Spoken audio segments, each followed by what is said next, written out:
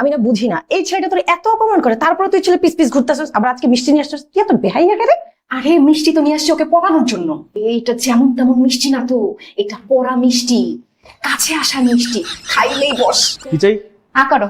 হ্যাঁ করবো কেন, তাতে কোনো সমস্যা নেই, সব দাঁত আরে দাঁতের কথা বলতেছি না তো, মিষ্টি খাওয়ার জন্য বলতেছি, আকারো মিষ্টি। মিষ্টি খাই না আমি, দাঁত শিশির করবো। তোমার টুথপেস্ট কি লবণ নাই? বেশি লবণ আছে না হলুদ মরিচ আছে সেটা আমি বুঝবো। যাও। না না শোনো শোনো, আরে ভাইয়া খান না, এটা তো পড়া মিষ্টি। কি?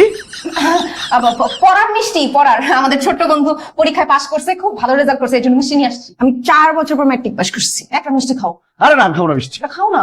আচ্ছা ঠিক আছে দাও। আমি খাওয়াই দিই। আচ্ছা, দাও আমি খাইতেছি। আমি খাওয়াই দিই না প্লিজ।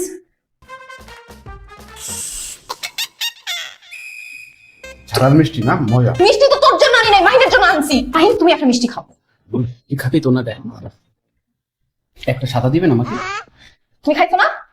খাইছি মিষ্টি, এখন যাও। আর এই বাকি মিষ্টিগুলো রাইখা দাও, রাতে খাওয়ার পরে একটা, আর ঘুম থেকে উঠার পরে খালি পেটে একটা খাবা। মাহিনকে খাওয়াও, হ্যাঁ? মিষ্টি খাস নাই মনে কোনো, ভাবতে মনে করতেছে।